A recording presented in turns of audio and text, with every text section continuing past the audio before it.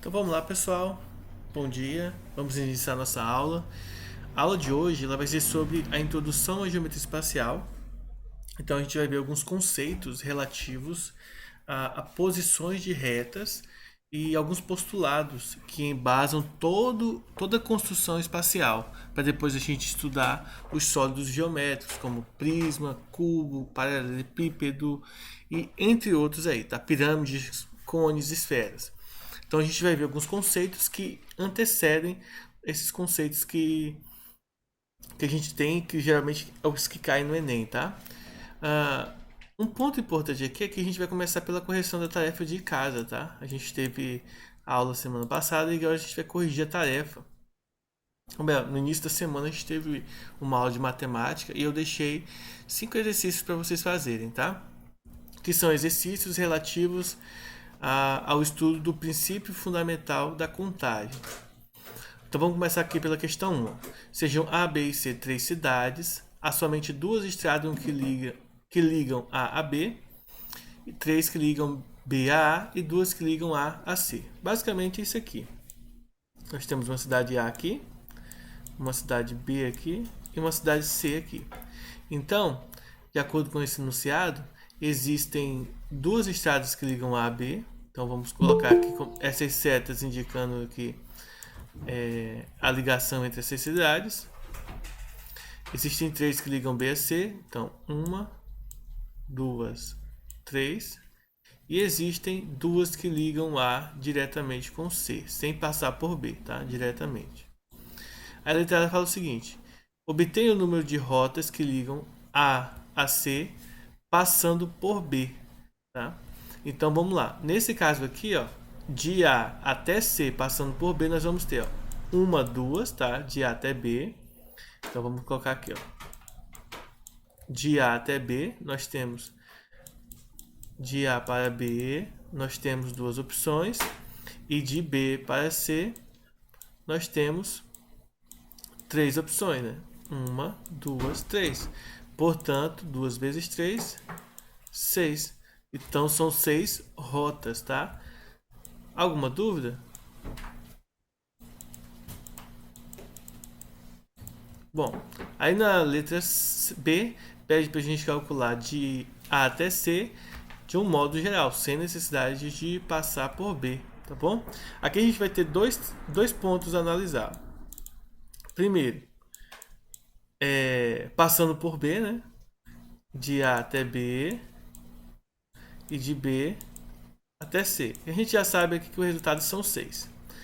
E o outro caso aqui é de A até C sem passar por B. Nesse caso aqui, ó, de A até C direto, de A até C, são duas possibilidades. Então vamos colocar aqui o resultado 2. Então, ó, observem que aqui nós utilizamos o princípio multiplicativo, tá? Aqui nós vamos utilizar o princípio aditivo, que são duas rotas diferentes. Na verdade, são mais de duas rotas, né? Mas são duas maneiras de ir, uma passando por B e a outra indo direto, tá? Então, como esse conjunto de ir direto é diferente do conjunto de ir passando por B, ou seja, essas estradas não têm nada em comum, logo a gente pode usar o princípio aditivo. São, então, oito rotas. Simples assim, tá? Então, essa era a forma de resolver a questão 1.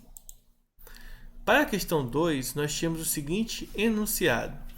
De 1969 a 1999, em alguns estados do Brasil, os veículos motorizados com mais que 3 rodas eram identificados por um sistema de placas com uma sequência de 2 letras seguidas de 4 algarismos, em que pelo menos um algarismo não é nulo, ou seja, pelo menos um desses não pode ser zero.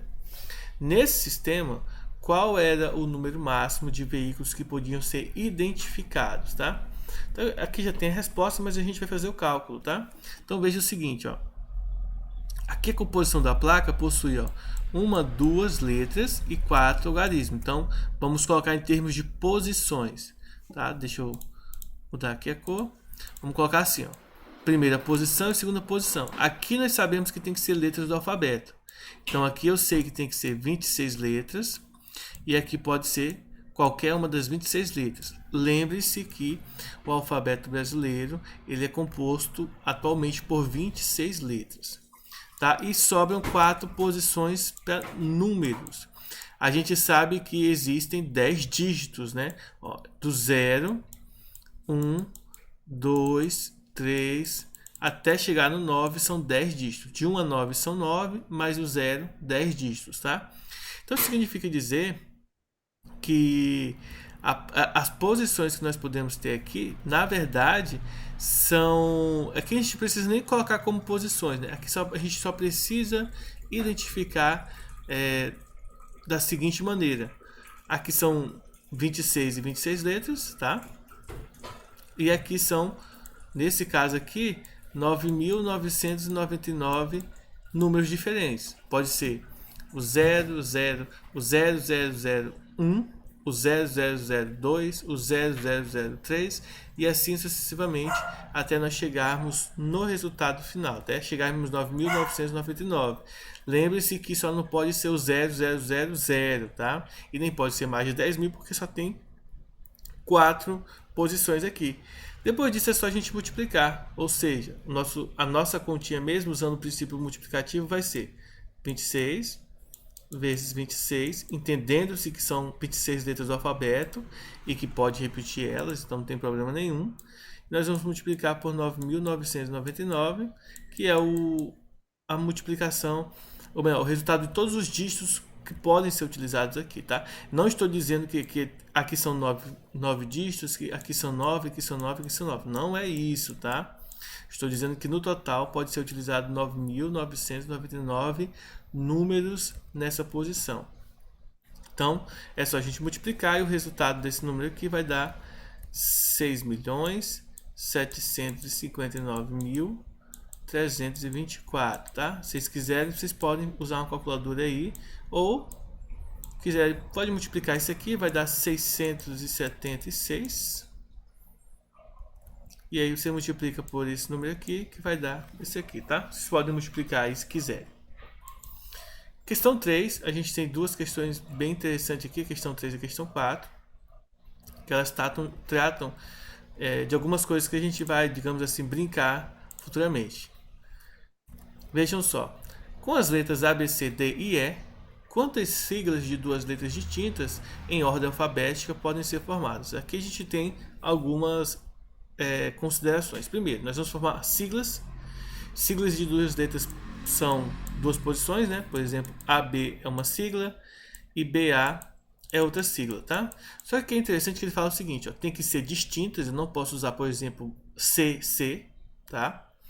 E também não posso usar de qualquer ordem, tem que ser na ordem alfabética, ou seja, BA, por exemplo, está descartado. Então a gente vai perceber o seguinte, aqui a gente tem várias formas de fazer o cálculo dessa questão. Eu vou fazer da maneira mais fácil que tem, pois é bem simples essa aqui. Ó, como são duas letras, vocês vão perceber que nós podemos fazer isso aqui, ó.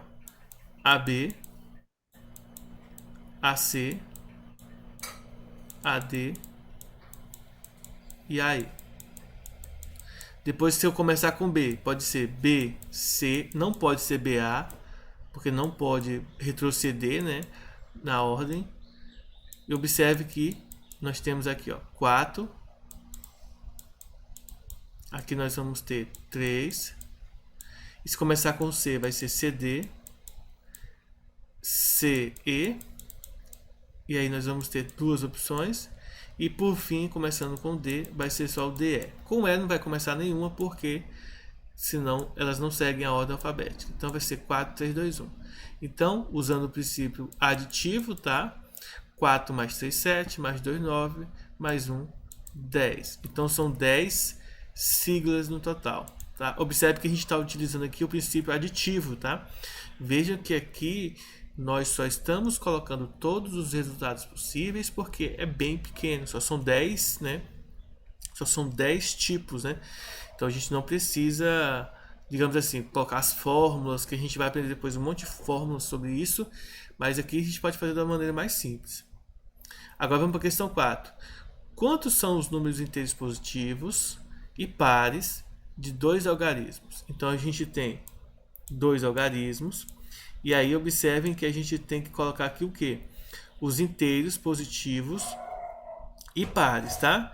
Se nós fôssemos observar, ó, como que eu identifico o número par? Primeiro, o número de dois algarismos é par se a segunda posição dele é composta de 0, ou 2, ou 4, ou 6, ou 8, tá? Todo número que termina em 0, 2, 4, 6 ou 8, ele é um número par. Tudo bem? Então aqui tem um detalhe importante, ó. Para que esse número aqui seja par, por exemplo, ele pode ser o 12, ele pode ser o 14. Eu poderia contar todos os dígitos pares, tá? Mas a nossa ideia não é fazer a contagem de todos de maneira tradicional. A nossa ideia é que a gente usar a fórmula. Ou seja, se eu tenho um número par, eu tenho que ter 5 opções de números pares aqui. Observe, apesar de que ser par, esse número aqui é ímpar, né? Mas não tem nada a ver com o número ser par ou ímpar, tem a ver com a quantidade de opções, tá? Então eu tenho 5 opções de números pares para colocar aqui. Desse lado esquerdo, eu posso escolher qualquer número, tá? Porém, ele tem que ser diferente de 0. Eu posso escolher de 1 a 9. No caso, eu tenho 9 opções. Por que eu não posso escolher o 0? Porque eu quero um número inteiro positivo de dois algarismos, pares de dois algarismos. Eu não posso aqui escolher, por exemplo, o 0 aqui na frente, porque 0,5 não é. O 0,2, o 0,6, o 0,8 não são números pares de dois algarismos, são apenas de um algarismo, tá? 0 à esquerda não conta. E aí é só multiplicar 9 vezes 5, 45. Essa questão a gente resolve utilizando o princípio multiplicativo, tá? Então, é só a gente observar dessa maneira aqui. Bem simples, tá? E agora a questão 5. Kennedy, Oi? rapidão.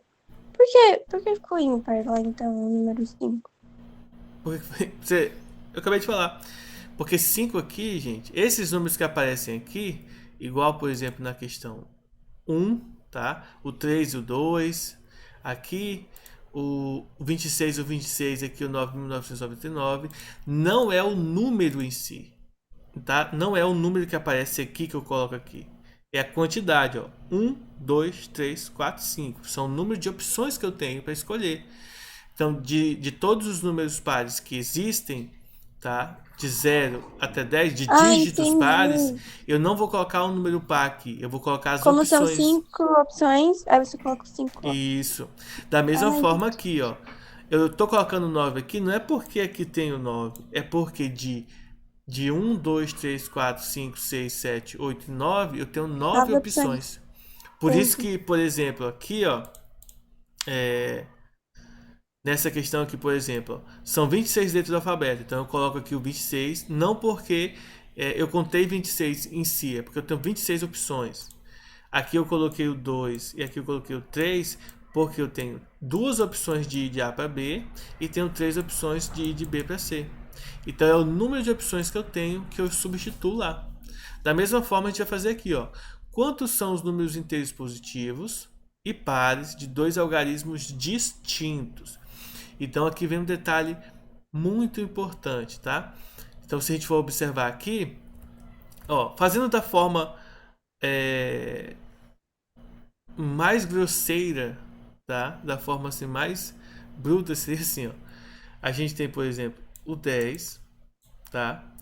O 12, o quem mais? O 14, 16, o 18 e aí vou colocar o 20 aqui, ó. 20, 22, 24, 26, 28 e assim vai. 30, 32, 34, 36, 38 e aí vai. 40, 42 e assim vai. O que eu quero chamar a atenção de você, eu vou fazer isso aqui também, que aí vai ficar mais claro isso. 46 e 48.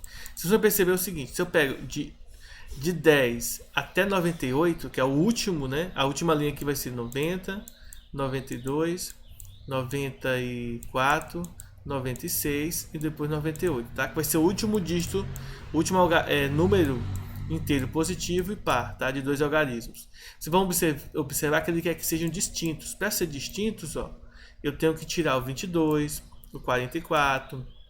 Depois eu vou ter que tirar o... Deixa eu ir colocando aqui, ó. Vamos ter que tirar o 22, o 44, o 66, o 88. Ou seja, a gente tem que tirar esses 4 daqui, ó. Na questão 4, a gente fez aqui esse mesmo cálculo dessa questão, só que aqui a gente não desconsiderou, por exemplo, tirar os números que se repetem, tá? Aqui a gente vai ter que tirar. Observe que nessa questão aqui a gente encontrou quanto? O resultado é 45. Então a gente vai usar o resultado anterior, tá? Então neste caso, 45, tá? No total, menos os 4 que a gente encontrou aqui repetidos, tá? Que se repetem. Tá bom? Entenderam por que a gente não vai fazer todo o cálculo? Porque ó, é a mesma questão, só que aqui não tem problema que tenha o 22, o 44, o 66 e o 88, mas aqui tem, né? Que ele quer que sejam distintos. Então, se ele quer distintos, eu tenho que excluir esses aqui, ó. Observem que só são 4 números que se repetem, né? Que tem algarismos repetidos. Não dá para fazer mais do que isso, é só fazer 45 menos 44, que dá 41 no total. Tá? Então observem que esse tipo de questão, muitas vezes a gente vai acabar fazendo conta de novo, mas não precisa, tá? A gente faz todo mundo, igual a gente fez aqui, e depois subtrai somente aqueles que a gente não quer que apareça. Que é muito mais fácil do que a gente tentar assim, vamos pensar o seguinte, e se a gente colocar aqui, por exemplo, são 5 números pares.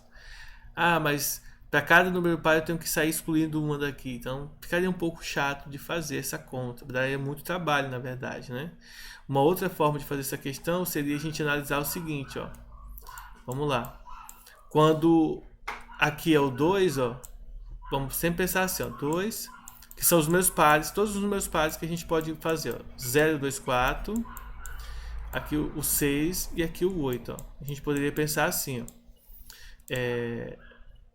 Tá bom? Ó, quando eu começo em 0, eu tenho 9 opções para cá, porque aqui não fica 0, 0. Então eu posso usar do 1 até o 9. Então aqui vai ficar 9 vezes 1. São 9 possibilidades. Se eu faço com 2, tá? Se eu faço com 2, vocês vão perceber que aqui eu não posso usar o 2 aqui. Eu posso usar o 1, o 3, o 4, o 5, o 6, o 7, o 8 e o 9, mas o 2 eu não posso. Então, ao invés de ter 9 opções para cá, eu só tenho 8. Então, fica 8 vezes 1, porque eu só posso usar um único número aqui, o 2, tá? Aqui eu posso usar todos os números menos o 4, então vai ficar 8 opções aqui e uma opção que é o 4. Aqui do mesmo jeito, 8 opções que são do 1 ao 9, menos o 6. E sempre na segunda coluna é 1, porque a gente só vai usar um deles aqui, tá? E agora o 8 vezes 8. Professor, mas você está usando 8 aqui, né? Peraí, que não é 8 não, que é 1. Você está usando 8 aqui, já tem 8 aqui. Não é isso, é porque vai sobrar o 1, o 2, o 3, o 4, o 5, o 6, o 7 e o 9, tá? Eu só vou tirar o 8 daí. Então, se você observar aqui, ó, se você somar todos esses algarismos, ó, eu tenho 1, 2, 3, 4, 8. 4 vezes 8, tá? 4 vezes 8 dá 32. E aí, se você somar com 9, vai dar 41. Pode ser feito assim também, separado. Mas eu achei que, como a gente já fez essa questão aqui, a gente só pega o gancho e faz de maneira bem mais fácil, só subtraindo. Nem precisa fazer tudo, tá?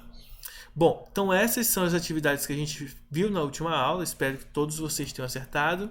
Mas que não acertou, possa ter entendido agora. E claro, se não entendeu, você pode estar perguntando, ou ainda você pode estar acessando o meu canal lá no YouTube e assistindo, né, novamente a resolução desses exercícios.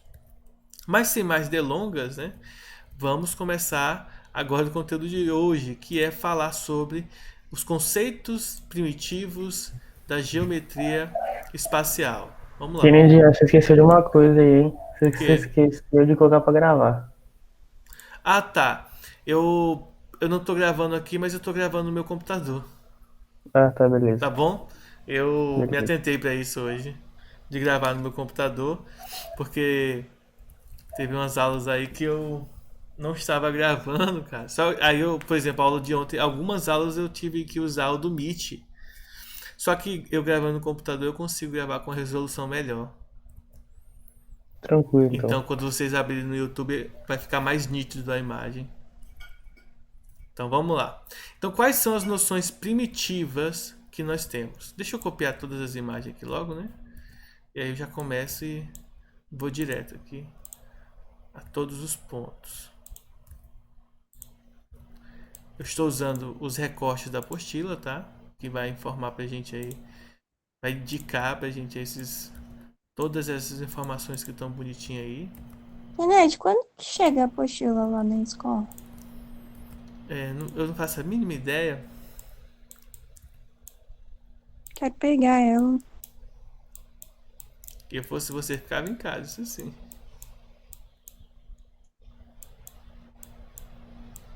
Perigoso sair de casa. Eu tenho um aluno Não lá, sei de pegar. eu tenho um aluno lá do CEAF lá que tá com corona. Só não posso dizer quem é, né? Mas. Então é perigoso, viu? Se você se importa com a sua vida, não saia de casa. E com a da sua família também, né? Porque a gente pensa que a gente nunca vai pegar essas coisas. Quando dá fé, a gente pega. E aí depois lascou. Deixa eu ver aqui. Pronto. Copiei todas as imagens, agora vamos lá. Então, quando se estuda geometria espacial, a gente tem que entender o seguinte: nós estamos saindo do plano, que seria basicamente, por exemplo, essa tela em branco aqui, a tela do celular, a tela do meu notebook, a tela do computador de vocês, notebook de vocês aí, a folha de papel, a parte de cima da mesa, a tela da televisão, muitas as paredes da nossa casa, muitas coisas que nós conhecemos no dia a dia, elas são peças planas, peças que só possuem duas dimensões, altura e base, tá? Base e altura.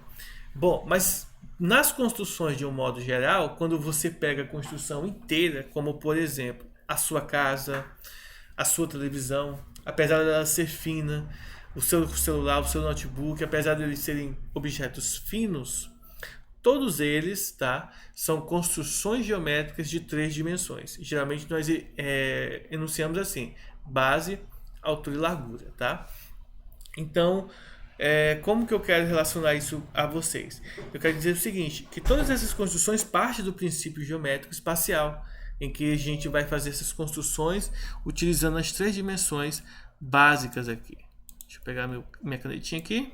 Então, nós vamos ter três construções básicas, tá? Assim como você já deve ter feito construções geométricas no ensino fundamental, aqui a gente vai voltar a estudar a geometria espacial com várias dimensões. Então, imagine, deixa eu pegar aqui isso aqui que vai ficar mais fácil de desenhar em três dimensões. Ó. Então, basicamente, nós vamos ter essas construções com três dimensões, tá? Base, profundidade e altura, tá bom? Mas quais são os princípios aqui básicos que nós temos que ter? Primeiro, é o princípio que existe ponto, tá? Existe ponto, existe reta e existe plano. Essa aqui é a noção primitiva. Toda construção geométrica parte do princípio de que essas coisas existem, sem questionar o porquê delas existirem ou se de fato elas existem. A gente só vai acreditar pela fé que essas coisas existem. Então existe ponto, reta e plano. E aí a gente vai ter depois a gente vai ter outras informações a mais sobre isso. Mas o primeiro ponto existe ponto, existe reta e existe plano. Se a gente não fizer essas três considerações, a gente não consegue construir nada geometricamente, porque se não existe reta, não tem como fazer isso aqui. Se não existe o plano, não tem como construir paredes, tá? Então essa seria a ideia razoável sobre isso. E aí depois disso a gente tem os postulados, que são afirmações que não precisam de demonstrações, não significa que não se demonstram eles, mas a gente não faz isso, tá? Então os postulados, o primeiro postulado é o da determinação. O que é isso, o postulado da determinação? Vamos analisar o seguinte. Primeiro diz o seguinte: dois pontos distintos determinam uma reta, tá? Então aqui, ó, com dois pontos diferentes, eu passo uma reta. Por exemplo, se eu pego esse ponto e esse ponto, eu consigo passar uma reta sobre ele, ó, sobre eles dois. Pronto, passei uma reta sobre esses dois pontos. Se eu pegar, por exemplo, um ponto aqui, eu consigo passar uma reta por esses dois pontos. Bem como eu conseguiria passar uma outra reta por esses dois pontos aqui, gerando sempre mais e mais retas, tá? A partir de dois pontos. A partir desse postulado aqui, pessoal, desse postuladozinho aqui, é que quando a gente está estudando função do primeiro grau, f de x igual a, por exemplo, x mais 2, quando a gente estudou ano passado função do primeiro grau, é através desse postulado que a gente aprende que se eu fizer, por exemplo, uma tabelinha de x e y e pegar, por exemplo, o x igual a 0 e o x igual a 1, e eu vou descobrir aqui que o y vai ser 3, 2 e 3, tá? Se eu substituir aqui 0, 0 mais 2 é 2 e 1 mais 2 é 3, eu posso montar então o gráfico de uma função do primeiro grau, que no caso aqui, ó, 0 e 1, vamos colocar aqui 2 e 3. Opa, 0 e 1 aqui, né? Não faz sentido nenhum o 0 ser aqui, né? Então eu ligo aqui, ó, o 0 com 2, o 3 com 1. E a partir disso eu consigo, então, fazer o gráfico dessa reta a partir desses dois pontos. Então, o que eu quero dizer para vocês? É a partir desse postulado que a gente sabe que eu só preciso de dois pontos para construir o gráfico de uma função do primeiro grau, cujo o gráfico é simplesmente uma reta. Por isso que quando é a função do primeiro grau, a gente não faz 5, 6 pontos, a gente só faz 2, por causa desse postulado aqui. Porque ele diz pra gente que dois pontos diferentes determinam uma reta, tá? Uma única reta. Observação: na geometria, ao falar que algo está determinado, significa que ele existe e é único, tá? Então não existe outra forma. Segundo postulado, três pontos não colineares, ou seja, não um ponto aqui, por exemplo, tá? Seria colinear aqui. Eles determinam um plano, ou seja, existe um plano e é o único ponto que eles determinam, plano que eles determinam. Aqui vale um detalhe importante. Se eu tenho três pontos, gente, eu não lembro se tem no plural essa atividade, mas quando eu fiz faculdade tinha uma atividade assim, que a gente tinha que explicar por que se a gente construir uma mesa, se constrói uma mesa, tá? Se essa mesa tiver três perninhas, a gente tem que explicar por que ela não fica balançando. Não fica balançando. Por quê, né? E a explicação é justamente essa aqui. Porque os três pontos que representariam as perninhas da cadeira representariam um único plano. E como só tem um plano, e está no plano, ela não ia ficar balançando. Como a gente usa, na grande maioria, cadeiras e mesas com quatro pernas, isto traz uma consequência ruim, né? Por quê? Porque no final das contas, a gente acaba tendo mais de um plano referente aí a essa cadeira ou mesa, tá? Então a gente vai ter mais de um plano aí e isso causa essa consequência ruim. Então ela ficar balançando, igual vocês estão vendo agora o meu notebook balançando aí, minha tela, eu balançando no caso. Justamente porque é como se tivesse vários planos passando nas perninhas da cadeira, né? Da mesa no caso. Porque você imagina o seguinte: você tem quatro pontos e eles não são colineares, né? Vocês têm 4 pontos aqui. Então, se a gente pegar, por exemplo, esses 3 pontos aqui é um plano. Se a gente pega esses 3 pontos aqui é outro plano. Se pegamos esses 3 é outro plano. E se pegamos esses 3 aqui é outro plano. Se a gente pegar cada um deles, a gente vai ter no mínimo 4 planos aqui. No mínimo, tá? 4 planos. Então, basicamente, Por isso que cada plano aqui oscila, e aí a perna fica oscilando de um plano para o outro, e aí a gente acaba tendo essas oscilações na perninha da cadeira. Agora vamos para os casos mais gerais, ó, que são as posições relativas entre duas retas. Tá?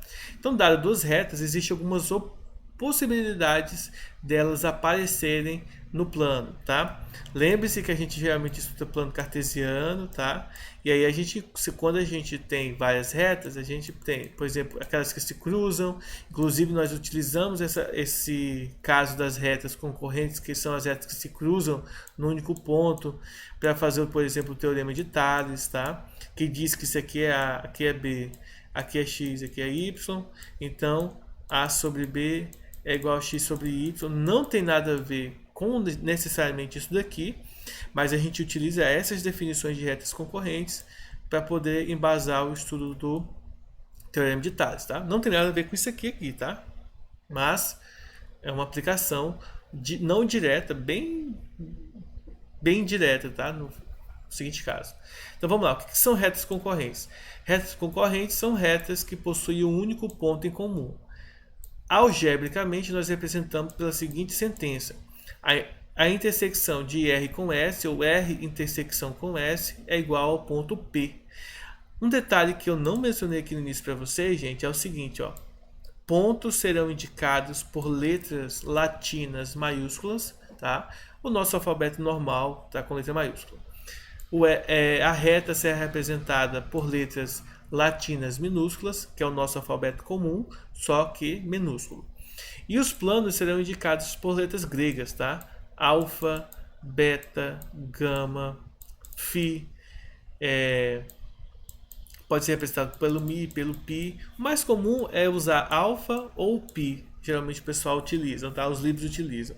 Pode ser que um ou outro apareça alguma outra letra, como por exemplo, o cara pode colocar alfa e beta, o alfa para o primeiro plano e beta para o segundo plano. Mas isso aí depois a gente vai encontrar durante as aulas, tá? Segundo ponto, retas paralelas distintas. Retas paralelas distintas são retas em que a intersecção delas é vazia, tá? Elas não possuem nenhum ponto em comum. Então, duas retas paralelas distintas determinam um plano. Isso é bem interessante. Outra coisa que eu não comentei aqui, ó. Duas retas concorrentes determinam um único plano. Por quê? Você pode pegar esse ponto daqui, pode pegar um ponto na reta R e um ponto na reta S. Então, você vai ter 3 pontos.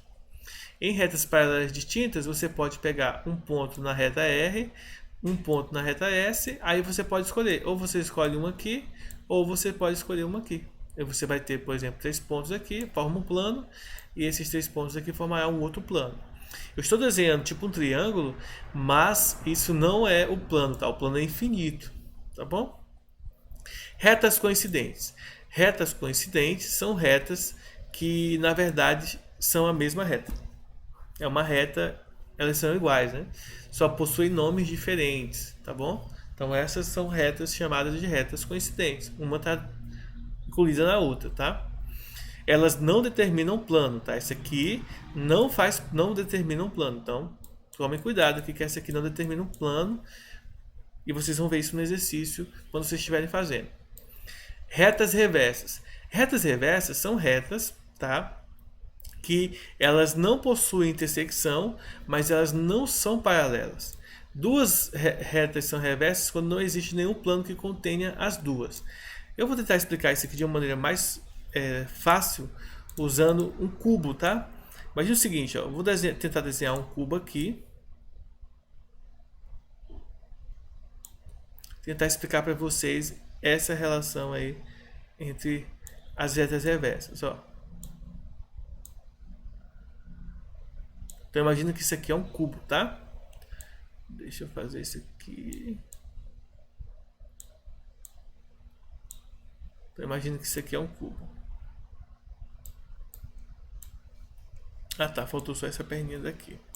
Então as retas reversas, pessoal, serão essas aqui, ó. Por exemplo, se você pegar como base essa reta aqui, uma reta reversa dessa daqui seria essa, ó. Uma reta reversa. A outra seria essa aqui de trás também, ó. Então, essa reta de trás aqui que representa esse lado do cubo e essa aqui que representa essa aresta do cubo, tá? Elas são retas reversas, como essa, tá bom? Porque não existe um plano que vai conter essas duas. Ó, se você pegar essa reta aqui e essa reta, esse plano que passa aqui em cima do cubo, ele vai contemplar as duas retas. Se você pega essa reta e essa reta, ou essa, o plano vai, essa face aqui que passa nessa face, o plano vai contemplar. Mas se você pega essa aqui e pega essa que eu estou apagando agora, não existe plano que contenha elas duas. Então elas são retas reversas. Inclusive, as paredes da nossa casa, os cantos delas, várias retas aí representam retas reversas e a gente nem sabe, tá bom? É um conceito que a gente acaba não aplicando, mas que sim aparecem aí, tá bom? Vamos fazer o próximo aqui. Agora o próximo são as posições especiais entre duas retas, tá? Aqui a gente viu as posições gerais, tá? Resumindo, as posições gerais são retas concorrentes, paralelas distintas, tá? Paralelas coincidentes e reversas, tá? São essas 4 opções que podem surgir no estudo das retas. Agora a gente vai ver as posições especiais. Primeira posição especiais é retas perpendiculares. Retas perpendiculares são retas concorrentes que formam um ângulo de 90 graus. O símbolo do perpendicular é esse T de cabeça para baixo, tá? Então, isso aqui diz que R é perpendicular a S, elas formam um ângulo de 90 graus. Agora nós vamos ter as retas ortogonais. Retas ortogonais são retas que formam um ângulo de 90 graus, mas são retas que não se trocam, tá? Olha só, duas retas são ortogonais se elas forem reversas e formarem um ângulo reto. Por exemplo, no cubo. No cubo, vocês vão observar que ambas formam um ângulo de 90 graus, mas elas não se tocam. Ou seja, essa aresta é ortogonal a essa outra aresta aqui. Portanto, retas reversas que formariam um ângulo de 90 graus com o plano que contém uma delas são retas ortogonais, tá? Então só tem essas duas opções aí de, digamos assim, posições especiais das retas. E aí a gente chega ao final dos nossos conceitos, tá? Deixa eu ver se eu tenho algum exercício aqui interessante para a gente estar resolvendo agora. Deixa eu ver aqui, exercícios de...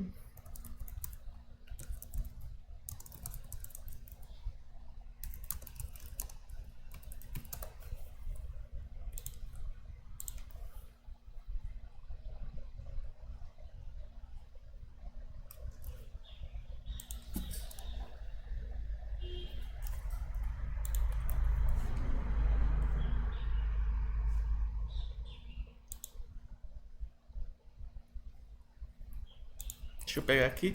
Essa vai ser, são questões teóricas, tá, pessoal? Não são questões de cálculo. Vocês veem que a gente não viu cálculo agora.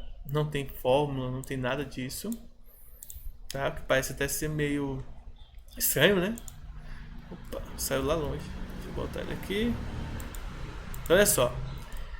Vamos ver essa questão aqui. Ó. A respeito das posições relativas entre reto e plano, assinale a alternativa correta. Letra A. Dada duas retas coincidentes são aquelas que uma é a mesma da outra, tá?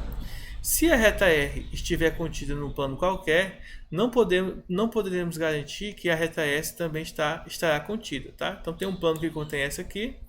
Aí é o seguinte, essa primeira aqui é falsa, tá? Essa primeira aqui é falsa. Por quê? Olha só, imagina comigo, se nós temos uma reta que está contida nesse plano aqui, ou se você desenhar uma reta numa folha de papel e você pegar uma outra reta, que é a mesma reta que essa, ela não vai estar nessa folha de papel? É isso que essa questão está dizendo para a gente. Então isso aqui é falso, né? Ambas estarão, já que ambas as retas, já que elas são coincidentes, tá? Significa dizer, ó, que retas coincidentes, vocês podem sempre olhar aqui, ó, retas coincidentes. Aqui, retas coincidentes, elas são, ó, iguais. Se elas são iguais, então elas estão no mesmo plano. Letra B. Dada a reta R e o ponto A fora da reta, então nós temos aqui uma reta e um ponto A aqui fora dela. Aí diz o seguinte, Pelo ponto A, sabemos que passa uma reta S paralela a R. Beleza, passa uma reta aqui, uma outra reta S aqui, que é paralela a essa aqui. Ou seja, elas não possuem pontos em comum. Supondo-se que a reta R está contida num plano qualquer, podemos afirmar com certeza que a reta S não possui nenhum ponto em comum com esse plano. Tá? Então, essa aqui tem cara de ser verdade. Então, vamos deixar elas aqui por enquanto. Letra C. Uma reta está contida em um plano quando possui apenas 2 pontos em comum com o plano, nenhum ponto a mais. Falso. Por quê? Porque se uma reta está no plano, todos os pontos da reta estão no plano. Não tem como você fazer, só se você tivesse, por exemplo, uma reta que no plano fizesse isso aqui, né? Subisse aqui e aí só pegasse 2 pontos aqui, né? Como se fosse algo que... Como se você estivesse costurando um pano. A agulha passa e aí fica só 2 pontinhos ali. Então não é verdade, isso é falso.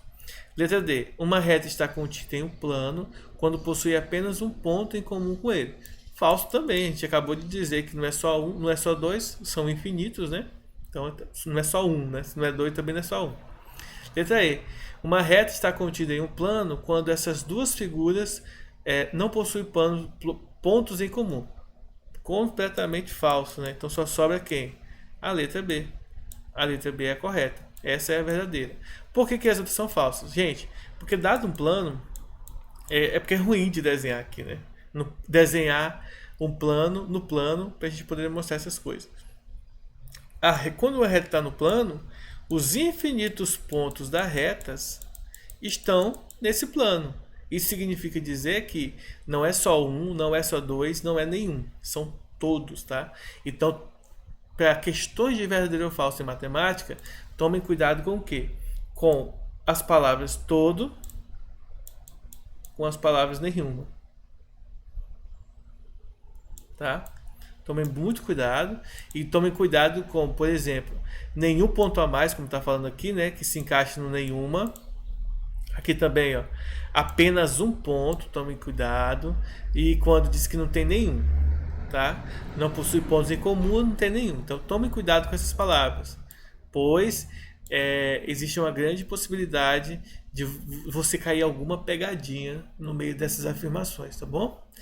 Bom, pessoal, então resumindo a história, esse foi o resumo da nossa aula de hoje, né, que é a introdução à geometria espacial, falando sobre os conceitos primitivos de retas e planos, tá?